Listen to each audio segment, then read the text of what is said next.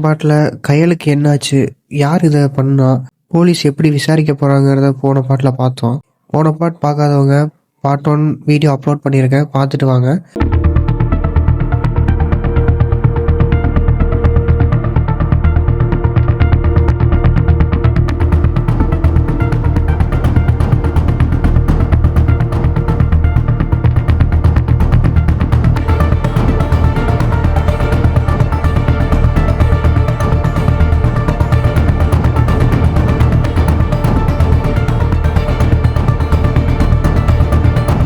போன பாட்டில் இன்ஸ்பெக்டர் சொன்ன மாதிரி கான்ஸ்டபிள் ரெக்கார்ட்ஸ்லாம் செக் பண்ணிட்டு பக்கத்தில் இருக்கிற நியர்பை ஸ்டேஷனில் கொடுத்துட்டு போகிறாரு. அப்போ அங்கே ஒரு ஃபோன் அடிக்கிற சவுண்டு கேட்குது. Hello, inspector speaking.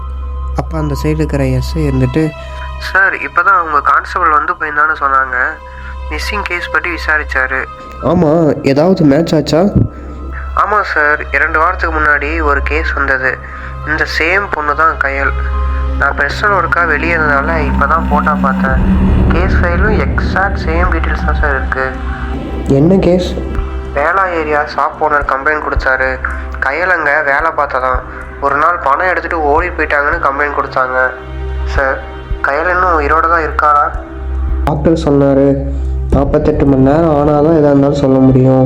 ஒரு வேளை உயிர் பழைக்கலாம், இல்லாட்டி கோமா கூட போயிடலான்னு சொன்னார். அப்போ 2 பேருமே சைலண்ட் ஆகிட்டாங்க. Again SI, sir incident public இடத்துல நடந்திருக்கு, மீடியாவுக்கு தெரியாமல் இருக்காது, ப்ரெஷர் ரொம்ப வரும் சார், கேஸை அர்ஜென்ட்டாக க்ளோஸ் பண்ணணும். சரி, நீங்கள் அந்த கேஸ் ரெக்கார்ட்ஸை முழுக்க காப்பி எடுத்து எனக்கு அனுப்பி வைங்க. இந்த கேஸை நான் டேக் ஓவர் பண்ண ஹையர் ஆஃபீஸர்கிட்ட பேசுகிறேன். இன்ஸ்பெக்டர் டெஸ்க் மேலே கம்ப்ளைண்ட் ஃபைல் ஓப்பன் ஆகிருக்கு. அப்போ கான்ஸ்டபிள் உட்காந்து நோட்ஸ் எடுத்துக்கொண்டு இருக்கிறாரு. இப்போ ஒரு நடுத்தர வயது ஷாப் ஓனர் வீராசாமி உள்ளே வராரு. இன்ஸ்பெக்டர் கூர்மையான பார்வை பார்த்து அவரோட பேச ஆரம்பிக்கிறாரு. நீங்கள் தான் கம்ப்ளைண்ட் கொடுத்தவர் வீராசாமி தானே? ஆமாம் சார். சரி, நீங்கள் எங்கே கடை வச்சுருக்கீங்க? வேலைப்பகுதியில் சார், பலசரக்கு கடை. அந்த பெண் கையல்விழி எப்போ வந்து வேலைக்கு சேர்ந்தாங்க? யாராவது பரிந்துரை பண்ணார்களா இல்லை தானாக வந்தாங்களா? ஒரு நாள் நான் கடையில் இருந்தப்போவே வேலைக்கு வேக்கன்சி இருக்கா என்று கேட்டுட்டு வந்தாங்க சார். ரொம்ப கஷ்டப்படுற ஃபேமிலி. அவங்க முகத்தில் இருந்த அந்த பாவத்தை பார்த்து வேலை கொடுத்துட்டேன். கடைசியில் இப்படி பண்ணணும்னு நான் நினச்சி கூட பார்க்கல சார். வேலைக்கு கையில் எப்போ சேர்ந்தாங்க? ஒரு 3 மாதம் இருக்குது சார். திருட்டு சந்தேகமாக ஏதாவது பிரச்சனை ஏதாவது சிக்கினாங்களா? நல்ல வேலை பார்த்தாங்க. எப்போதுமே பார்க்க அடக்கமாக இருப்பாங்க. பாவம், ஃபேமிலி கஷ்டம் மாதிரி எப்போவுமே மனசில் ஒரு சுமையோடையே இருப்பாங்க. சரி, அந்த சம்பவம் நடப்போ பணம் காணாமல் போன நாள் நீங்கள் ஏதாவது பர்சனலி கவனிச்சிங்களா? அந்த நாள் மதியத்தில் கவுண்டரில் ஒரு 50,000 குறைஞ்சிச்சு சார். கையல் மட்டும்தான் கடையில் இல்லை. அதுக்கு பிறகு அவளை நான் திரும்பவும் பார்க்கவே இல்லை. கடையில் வேறு யாராவது வேலை பார்த்தாங்களா? இல்லை சார், 2 பசங்க இருக்காங்க.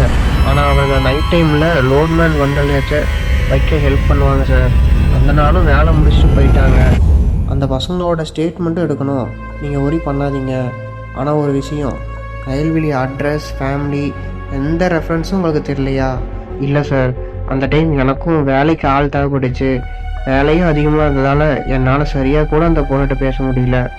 சரி, உங்கள் கடையில் கேமரா எதுவும் இல்லையா? அதுவும் இல்லாமல் கேஸ் கொடுத்த பிறகு அதுக்கப்புறம் ஒரு டைம் கூட நீங்கள் ஏன் செக் பண்ண வரல? அப்போ வீராசாமியோட முகத்தில் ஒரு வேர்வை, அப்படியே ஒரு பதட்டம்.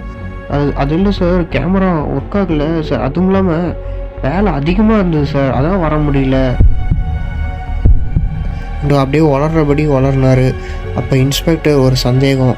பென்சிலில் நோட் பேடில் தட்டினபடியே அந்த வீராசாமியோட முகத்தில் பார்த்து சீரியஸாக பார்த்துட்ருக்காரு. இப்போ இதோட இந்த கதையை முடிக்கிறேன். இதுக்கப்புறம் வீராசாமி உண்மையாகவே அந்த பணம் காணாமல் போச்சா, இல்லை வேற அந்த வேலை செஞ்ச பசங்க எடுத்துகிட்டு போனாங்களான்னு அடுத்த பாட்டில் பார்க்கலாம்.